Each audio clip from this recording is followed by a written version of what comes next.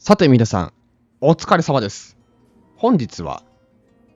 秋ぐらいに新文字に行かしてもらった時の動画になります。新文字から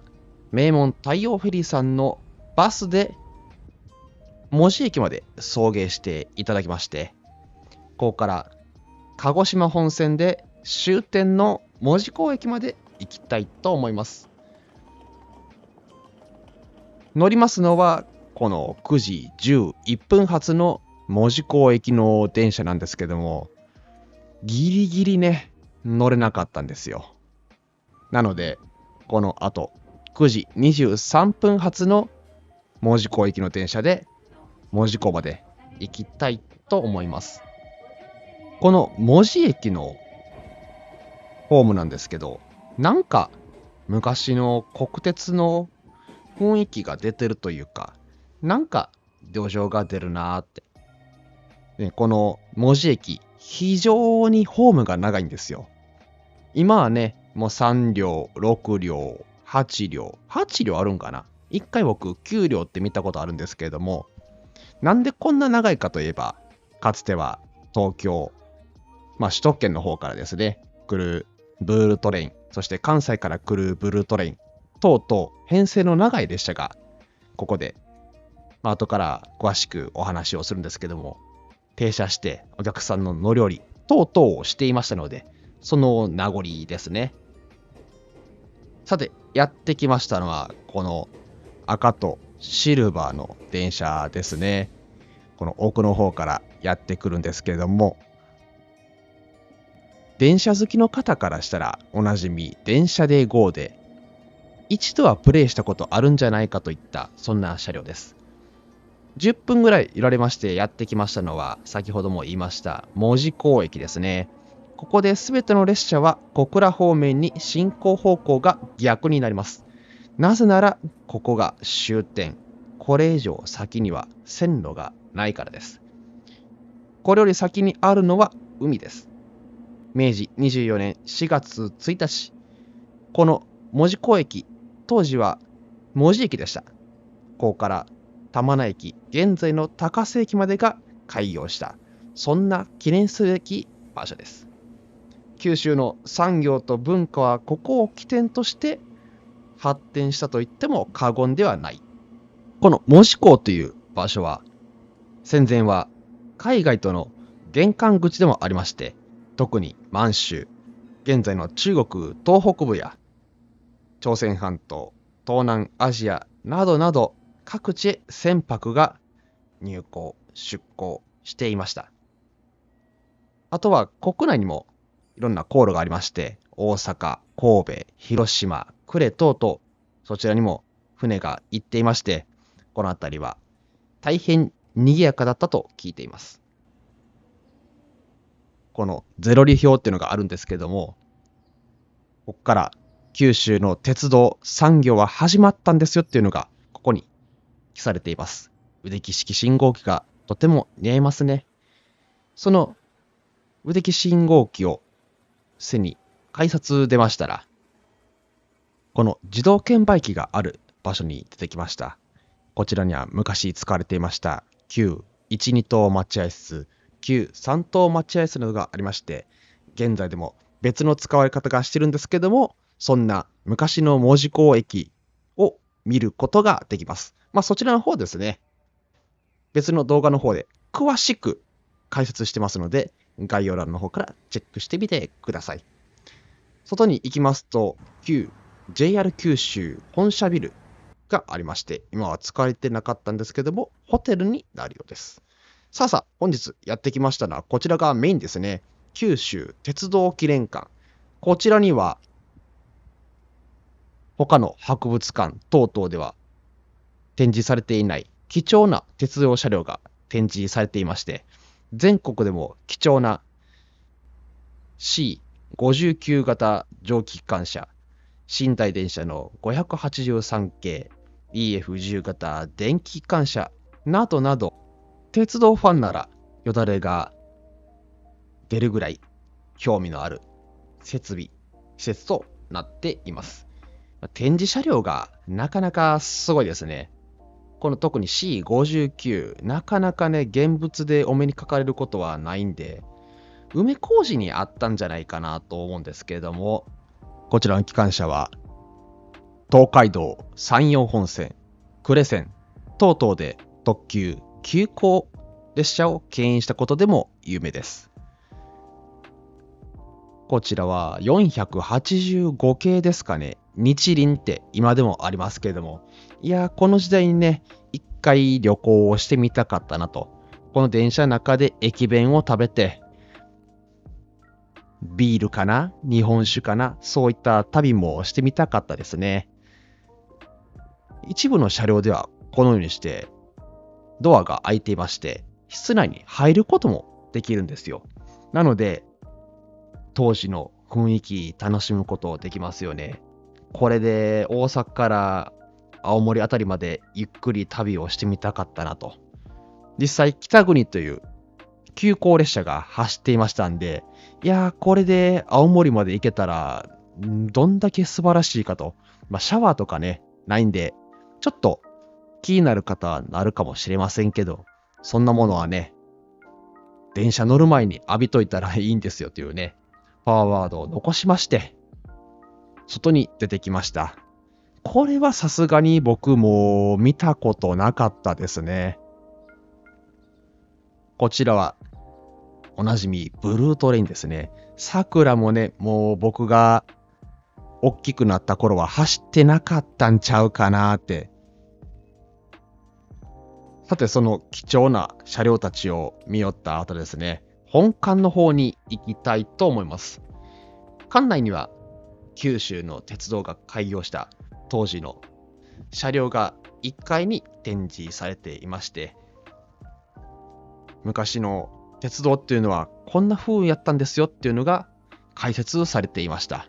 よく見ると座席の座面が畳なんですよね。なんかちょっとこうお茶屋さんみたいなお茶屋さんのね、こう軒先というか、外でこうお団子食べるスペースみたいな、そんな座席ですよね。もうこれでね、1日かけて移動したんやなってなると、ちょっとお尻がね、持つ自信がないんですけれども、でも当時からしたらね、鉄道が通ったっていうことだけでもうすごい、そういう時代だったんですよ。もうそれまではカゴとか馬とか、あとはもう歩きですよね。そういうのしかない時代に鉄道が走った。それだけですごい時代だったんですね。もう感激だったでしょうね。2階にはこのように信号機とか蒸気機関車の汽笛とか昔の鉄道員の方の制服などが展示されていました。中でも目玉はこのヘッドマーク群というんでしょうか。こうツバメって書いてある。もうね、昔この新幹線のツバメが走る前、新幹線走る前ですよね。在来線の特急列車しか走ってなかった時代、このツバメというのは国鉄にとってもうエースオブエースの特急やったんですよ。その時に使われていたヘッドマーク。ヘッドマークっていうのはこの機関車の前につけて、この列車はどんな列車ですよっていうのがお客さんがすぐ分かるように、一目で分かるようにしていた、そんな鉄道の備品の一つですよね。そんな貴重な資料、たくさん保存されていますので、もし気になる方いらっしゃいましたら、ぜひとも、この九州鉄道記念館にいらしてください。ありがとうございました。ということで、外に出てきました。ここで少し、この文字という地についてお話をしたいと思うんですけども、かつてこの文字では、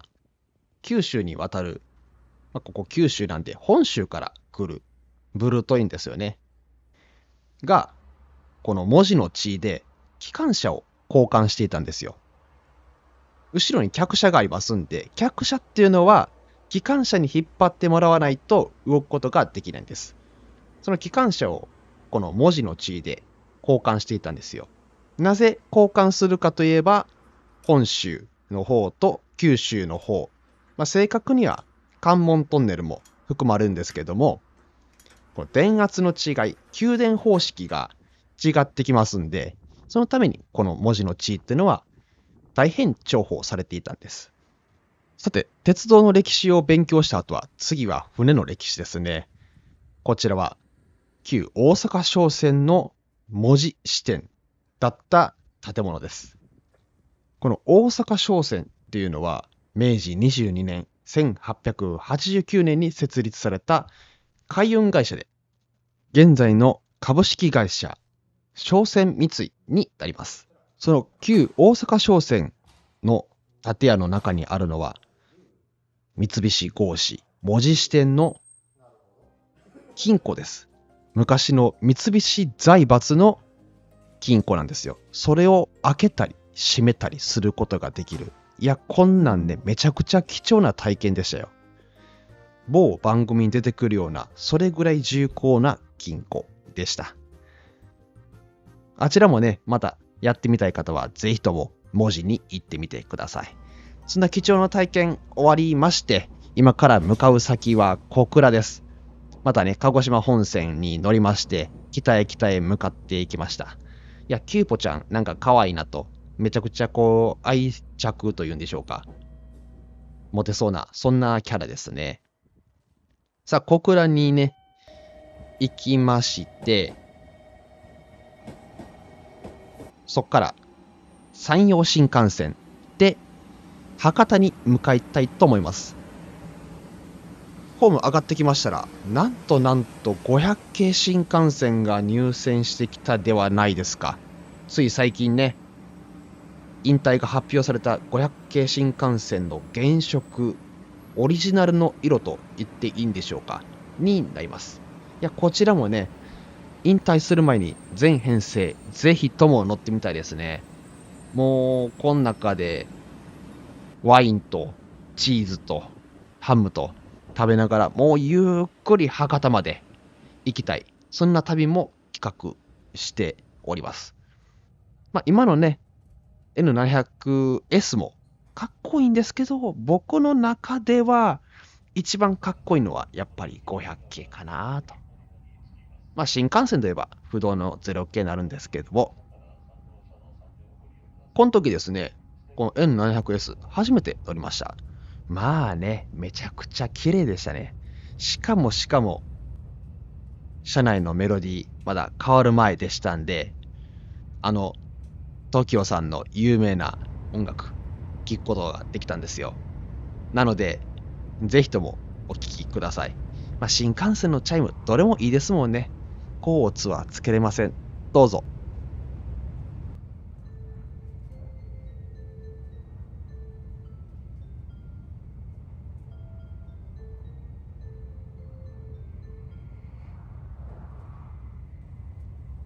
ということでね、これを聞きますと、やっぱり始発、終点なんだなって、まあ今回の場合は終点に到着するんだなって感じがしますよね。これを初めて聞いたのは、確か僕が防衛大学校を受験に行くときに、父親と初めて新幹線に一緒に乗った時でした。あとは、その次、広島の教育隊に入隊するとき、今思ったら人生のいろんなこう大事なポイントで励ましてくれる、背中を押してくれる、そんなチャイムでしたね。そんな Be Ambitious のチャイム聞きまして、博多駅に到着です。ここからですね、ちょっと時間あんまりなかったんで、サクッと食べれるもの調べましたら、博多駅から徒歩2、3分の大地のうどん、博多駅地下店さんにやってきました。これで店名合ってるんかな。ここで肉ごぼう天をいただきましてね、まあここでね、食べるこの肉ごぼう天がめちゃくちゃ美味しいんですよ。ここにカツ丼とかね、かき揚げとか、なんかいろいろこう、プラスできるみたいなんですけども、ちょっとお腹に容量足りませんでしたので、今回はパスしておきました。でも本当に美味しかったです。サクサクのうちに食べる天ぷらも良かったですね。さあ、その後は博多駅ちょろちょろっと散策しまして、また新幹線で博多から小倉に向かっていきます。たまたま入線したら700系のレールスターが入選してまして、子供の頃はこれ光レールスターっていうのをよく本で見ました。この個室ってね、今でも乗れるんですかね。お金出したら乗れますかね。一人で乗ってみたいなと。まあ2人でも3人でも4人でもいいんですけど、このレールスターで山陽新幹線を環状するのもいいなって。そんなレールスターにいられまして、小倉へもう15分ぐらいですね。で、小倉から新門司港に向かいまして、フェリーで大阪の方に帰りたいと思います。フェリー動画の方はですね、先にもう投稿していますので、そちらの方もよろしければ見てみてください。右上のカードもしくは概要欄の方に URL を貼っておきます。ということで本日の旅は以上となります。こんな感じでこのチャンネルでは船、飛行機、鉄道、車などいろいろ旅の動画を投稿しています。今後はですね、廃線跡なども訪れようかなとかいろいろ考えていますので、もし興味ある方は今のうちにチャンネル登録をしていただきまして、次回の動画を楽しみにお待ちください。最後までご視聴いただきましてありがとうございました。また次回の動画でお会いいたしましょう。バイバイ。